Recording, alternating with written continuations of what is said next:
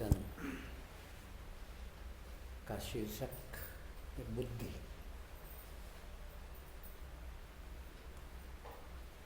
बुद्धि भगवान की विशेष कृपा और बुद्धि यूँ तो सभी जीव जंतुओं को दी गई है। सब में अपने अपने काम की अपने अपने पूर्ति सब में, किंतु मनुष्य को विशेष बुद्धि दी है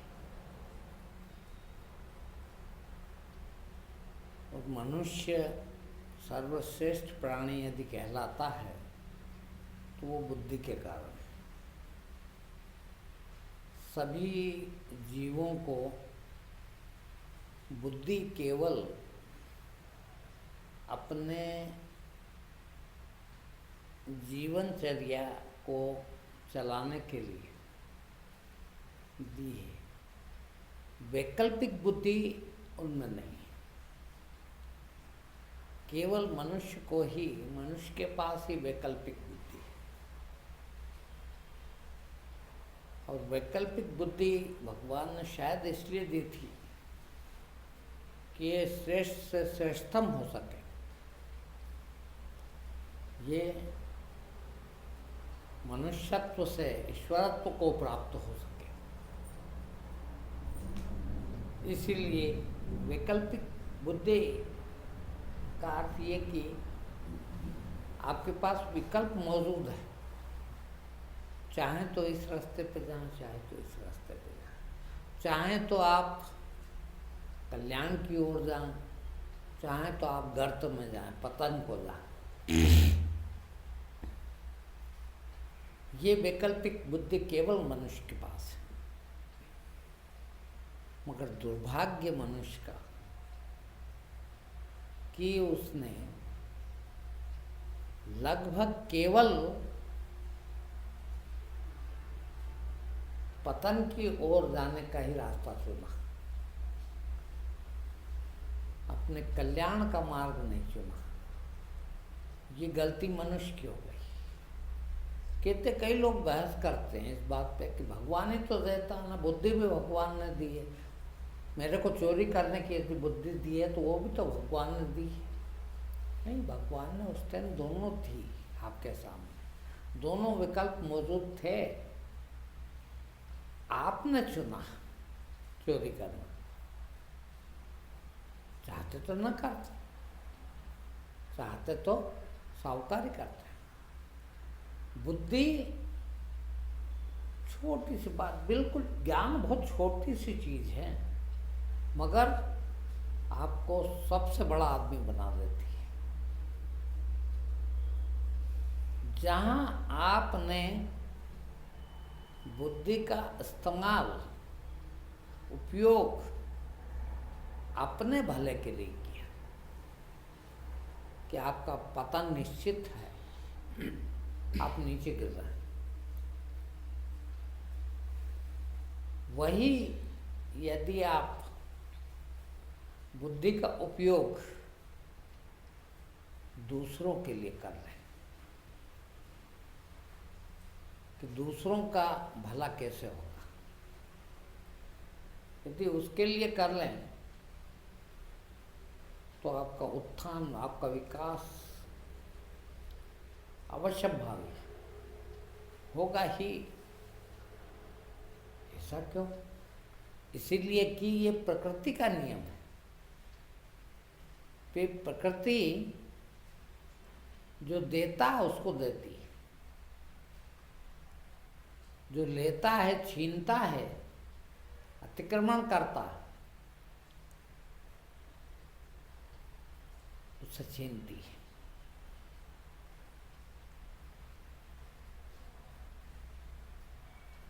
सब देने के लिए तैयार हैं और इतना दे रहे हैं कि हम कल्पना नहीं कर सकते। अब सोचिए, छोटी सी चीज, सांस बिना श्वास के कोई जिंदा रह सकता है क्या? कोई भी बिना श्वास के जिंदा 1 मिनट भी रह सकता है क्या?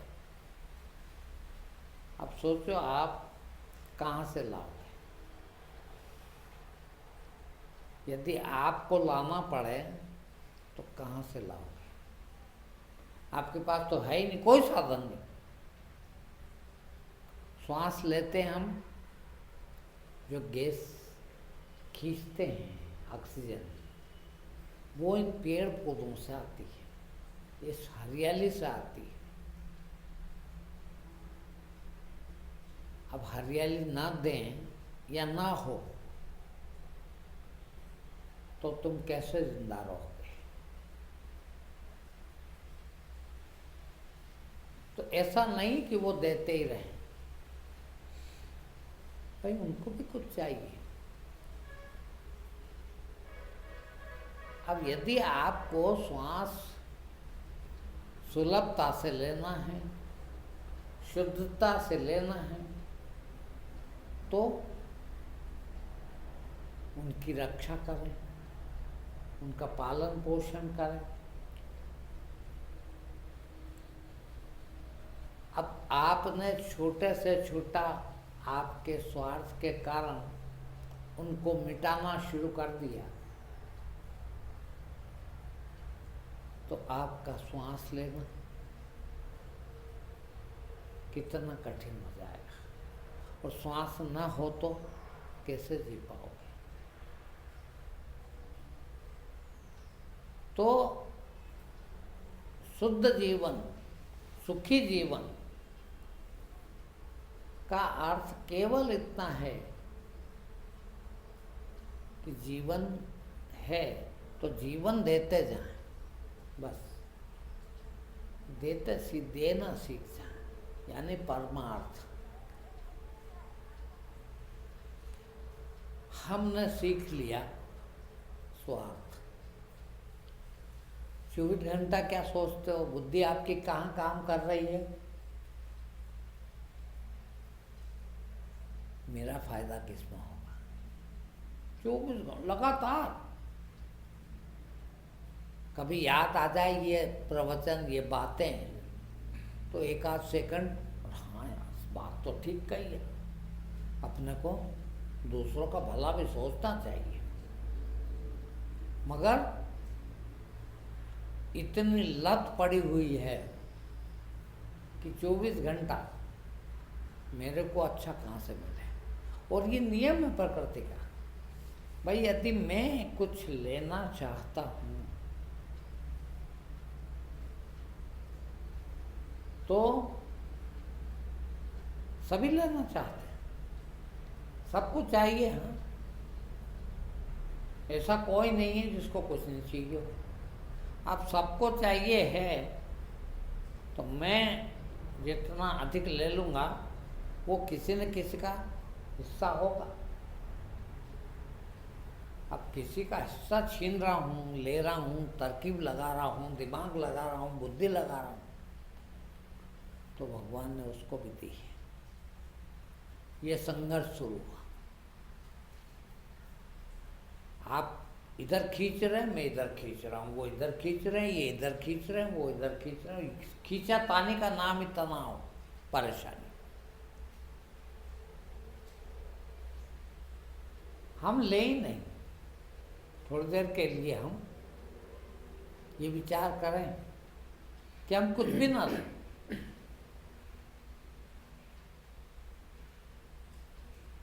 केवल दें, तो हमें तो अपने आप ही मिल जाएगा। इतना बढ़िया श्लोक गीता में एक कहा कि तुम यज्ञ द्वारा,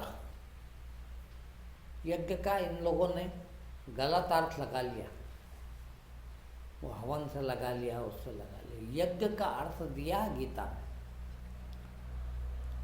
3 अध्याय में दिया, नहीं, हाँ 3 अध्याय में ही है, श्लोक में। यज्ञ मतलब निष्काम कर्म, यत्न कर्म, यज्ञ है निष्काम कर्म। निष्काम कर्म यानी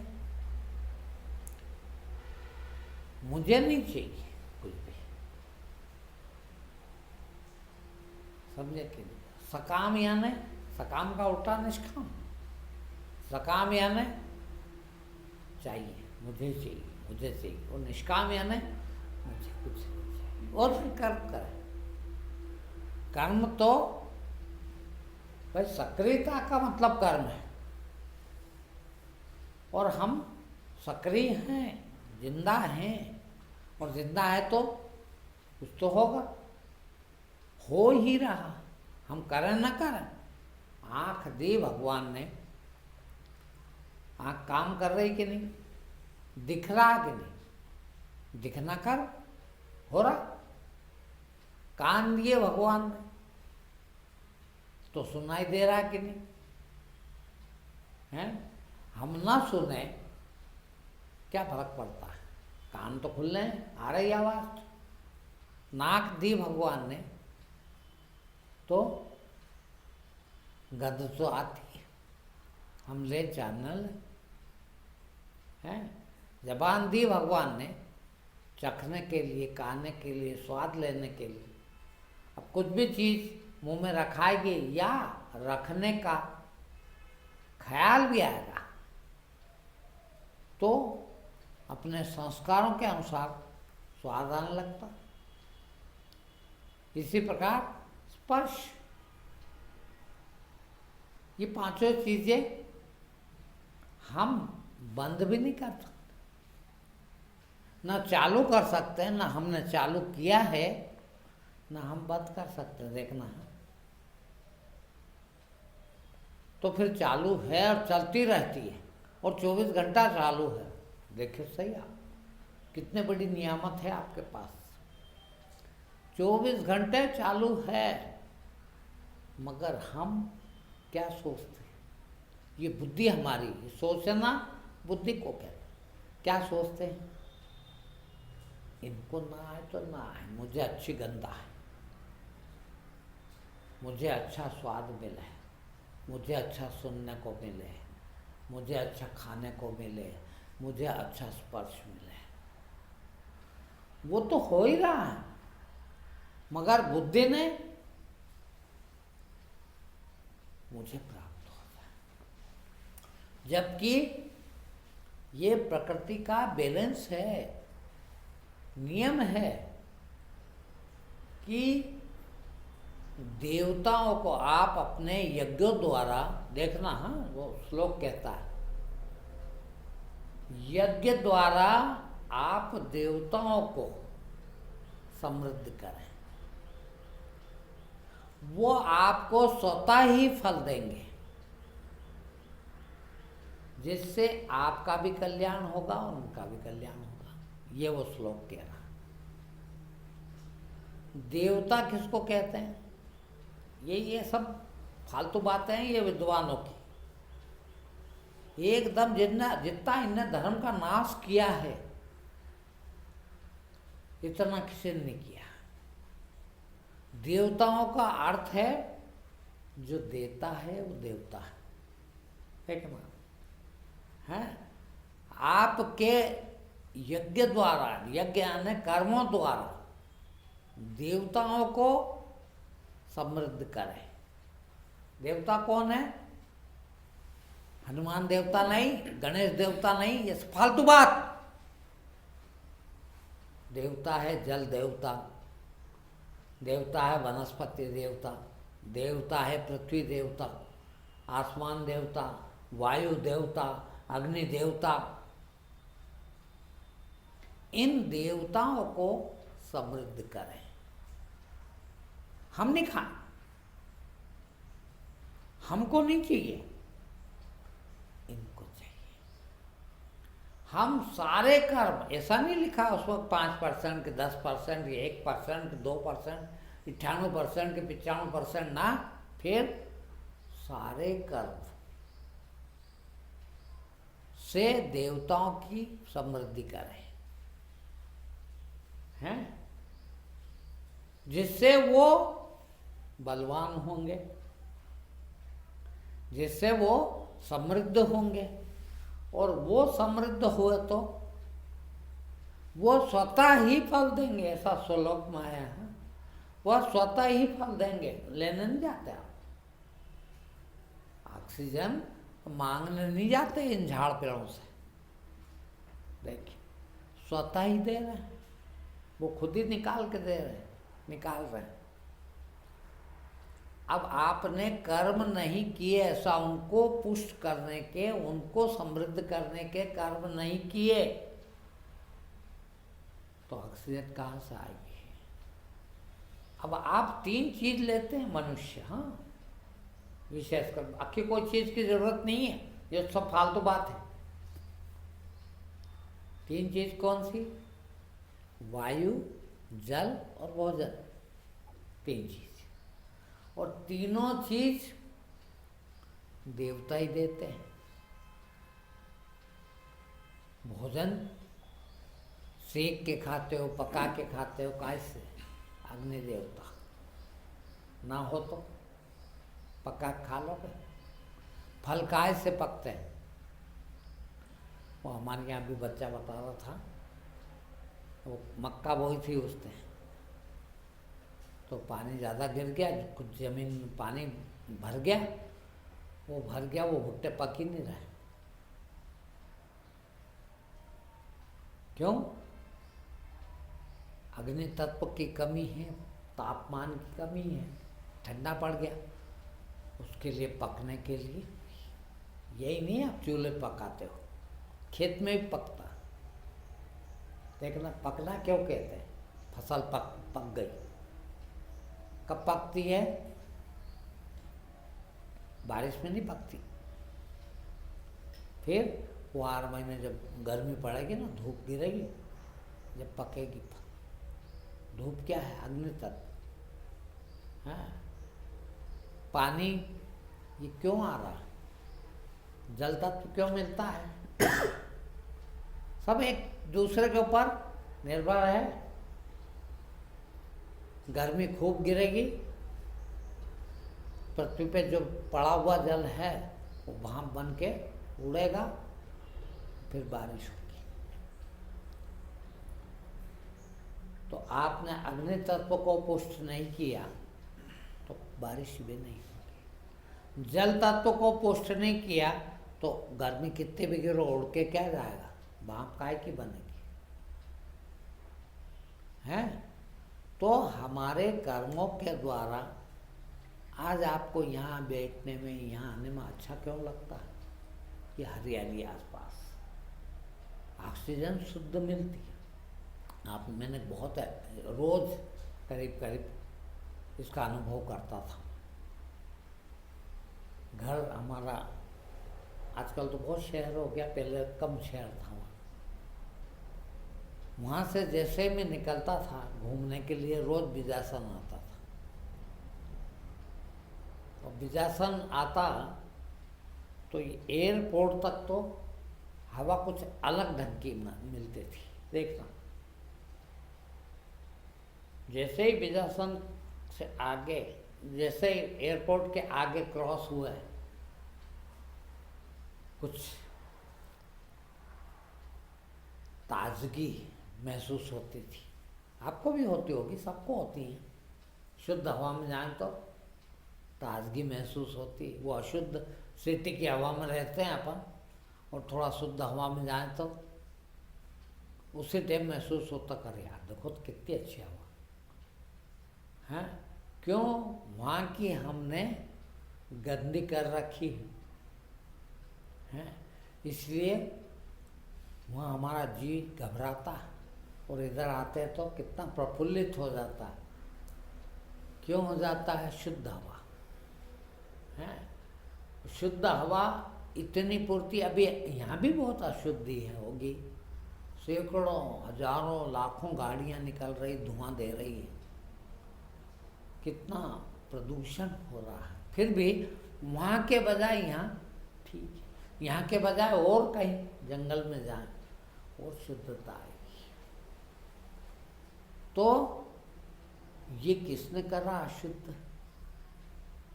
ये जैसे ही हमारी स्वार्थ बुद्धि आई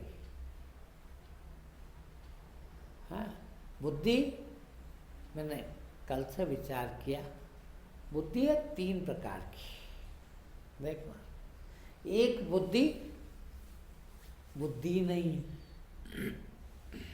कुछ लोगों को भगवान ने ऐसा बनाया कि उनको कुछ नहीं पता, कुछ भी नहीं आता,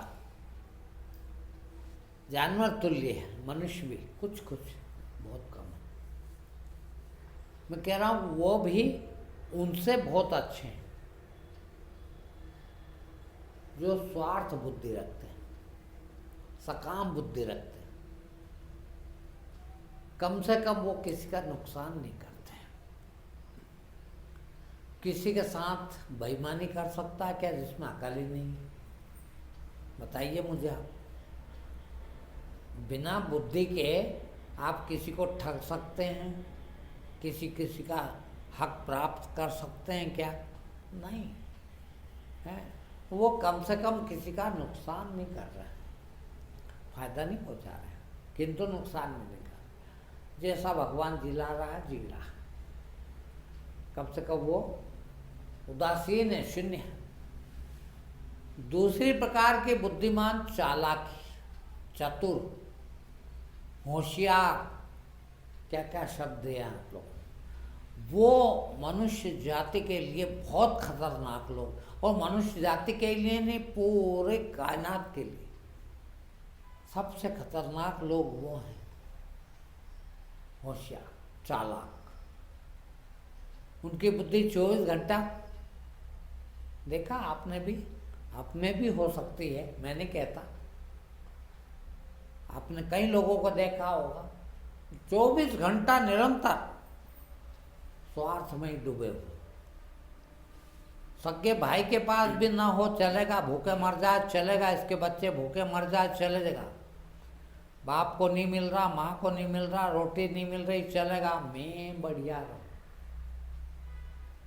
उनका हक छीन के भी बुद्धि लगा लगा खाता। अब सोचिए आप, वो जब इनका हक छीन के खा जाता है, अपने सगे भाई का खा जाता, बाप का खा जाता, बेटे का खा जाता, पत्नी का खा जाता, पति का खा जाते, तो दूसरे का परोपकार कब देखेंगे, परमार्थ कब करेंगे? उन लोगों ने इस पृथ्वी को बहुत नरक बनाया, और एक प्रकार के और बुद्धि होती है। यदि उस प्रकार के लोग, कम से कम मनुष्य सब हो जाए, तो पृथ्वी स्वर्ग होने में 1 सेकंड भी नहीं लगेगा पृथ्वी को। है, मैं मेरे हक का खाऊं, आप अपने हक का खाएं, ना मैं आपका 1% भी हक छीन के खाऊं, ना आप मेरे कोई हक छीन के खाए। अब मैं अपना बताऊं, आज की बात, मेरे को रोज नए नए अनुभव होते ही। आज का मैं बताऊं कि भाई पैसा, सबके लिए पैसा ही है। 1 रुपया भी, चाहे वो अंबानी का हो, चाहे वो भिखारी का हो, कीमत कितनी है उसकी? 1 रुपया ही है। तो मैं सोच रहा था कि बेचारे मेरे को इतना पैसा देते हैं वो, पहले तो मैं लेता ही नहीं था, आदमी को बड़ा सोचना पड़ता था, गुरु जी लेते ही नहीं कैसे। मगर मैंने कुछ दिनों से, ठीक है भैया देव, मैं मना नहीं करता। अब मना नहीं करता तो पैसे तो है, रहेंगे, और मैं लेता हूँ, रख लेता हूँ, किंतु मैं उसमें ये देखता हूँ कि इसमें मेरा हक कितना है। आदमी को अपने हक हलाली का खाना चाहिए। मेरा हक कितना है इसमें, मैंने इसके बदले में क्या देता हूँ। मान लो मैं 2,000 रुपये महीने का इनको कुछ फ़ायदा करता हूँ, तो इनका पैसा 2,000 रुपये महीना खाने का मुझे हक है, खा लेना चाहिए भले। मगर देता कुछ भी नहीं और खा जाऊँ 20,000 रुपये महीना, चुकाना पड़ेगा, सबको चुकाना पड़ेगा। प्रकृति इतना बड़ा गणित है इसका कि वो छीन नहीं लेगी। तो मैं ही कर लूँ इतना हिसाब, और मैं सबसे अच्छा हिसाब कर सकता हूँ मेरे पे। तो मैंने आज ही सोचा कि अब इतने पैसे देते हैं, मेरे पास भी पैसे हैं, और बेचारे कई लोगों को मुसीबत है, कई टाइम आ जाती है, सबको आती है ना, भाई पैसा नहीं है और बड़ी मुसीबत में आप फंस गए हैं, अब मेरे पास यूँ ही पड़ा है और आपका दिया हुआ पड़ा। तो मैंने कहा मैं अब एक काम और करूँगा, लेने से मना तो नहीं करता, किंतु देने वालों को एक बात कहूँगा कि भैया आप जब चाहो, जब आपको तकलीफ हो, जब आपको ज़रूरत पड़े, मेरे से पैसे ले लिया है भाई। आप भाई से उधार मांगते हो, हैं, दूसरों से उधार मांगते हो, मुसीबत में एक दूसरे का साथ देते ही हैं। मेरे पास यूं ही पड़ा पैसा, और आपका पैसा आपके काम आए तो बुराई क्या है। और जितना कम से कम आपने दिया है आपको भी पता है, और मेरे हाथ में दिया तो मुझे भी पता है, लगभग थोड़ा बहुत कम ज़्यादा होगा, पर मुझे भी पता है कि यार फला टाइम में इनने इतने पैसे दिए, फला टाइम में इनने इतने पैसे दिए। तो मैं आज यही सोच रहा था कि सबको एक बात कह दिया करूं कि आपको वक्त ज़रूरत तकलीफ पड़े तो और कहीं मांगने मत जाना, मेरे पास आ जाना, मैं दूंगा आपको, मगर दूंगा उतना ही जितना लगभग आपके पास से आया होगा। आपको भी पता है, मेरे को पता, क्यों कि मेरे पास, मेरा तो एक भी नहीं है इसमें, देखना, फिर वो सब आपका, वो इसका इसको देने का मुझे हक नहीं है। तो जितना आपने दे रखा है आज तक, उतना लेने का हक आपको भी अभी भी है, देखना है, ले जाओ। फिर किसी ने कहा भी कि ऐसे तो जो नाराज होंगे वो तरकीब से आपसे निकाल लेंगे, जो दिया उनका निकाल ले जाएंगे, मेरा क्या लेंगे, उन्हीं का तो वो ले रहे हैं। वो अच्छा हिसाब हो जाए तो और अच्छा, कल हिसाब होगा, वहाँ हिसाब होगा, वो हिसाब करेगा, उससे अच्छा तो अपन ही हिसाब कर लेना। तो जितनी ईमानदारी से देखना भाई, मेरे पास तो एक ही चीज़ है, और मैं शुरू से लगा के आज तारीख तक और जिंदगी भर एक ही काम करूँगा।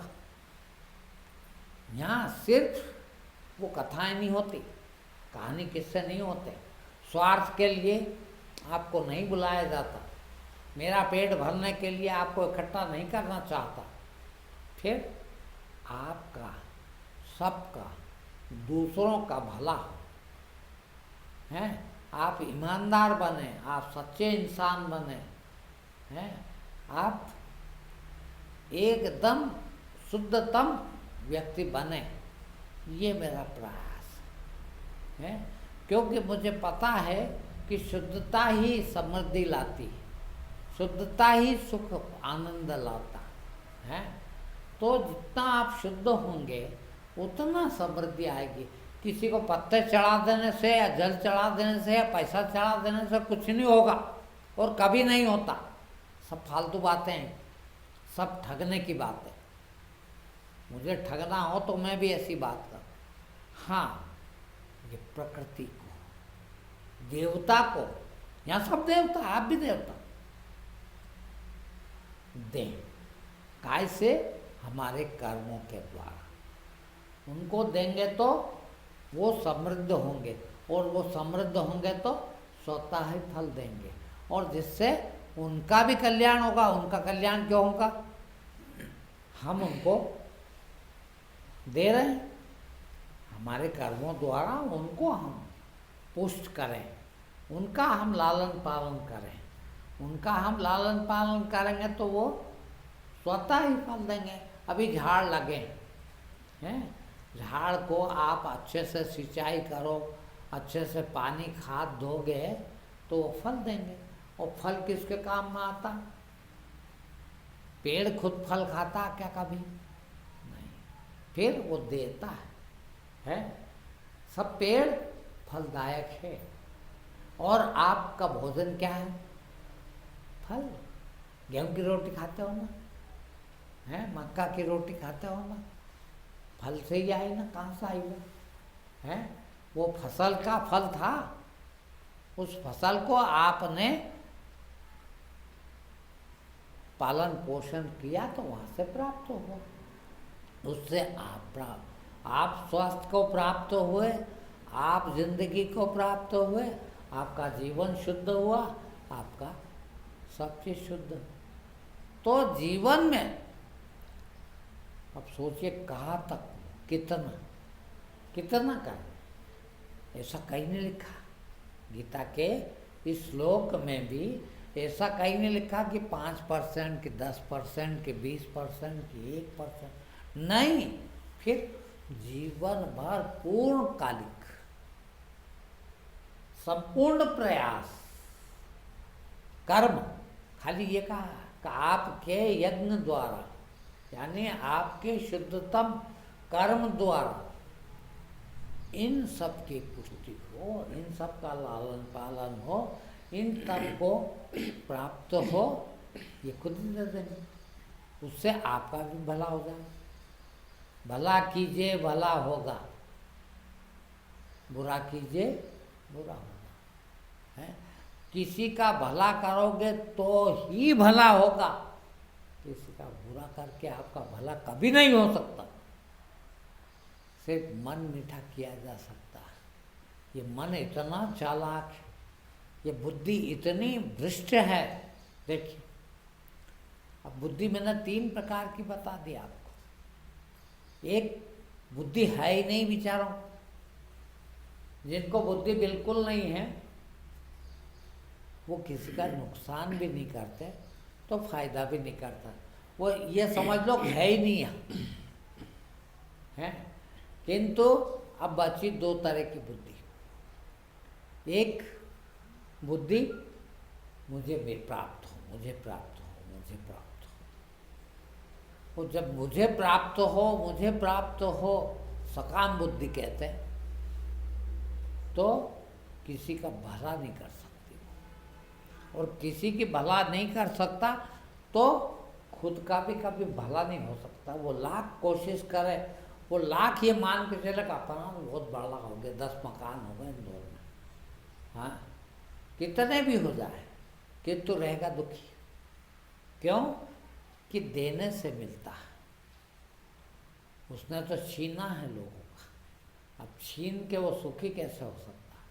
जरा सा उदाहरण देखना, जरा सा उदाहरण। एक पौधा में यह देखता हूँ, गमलों में पौधे लगे, रोज देखता हूँ। कोई पौधा को ज़्यादा पानी लगता है, किसी को कम लगता है।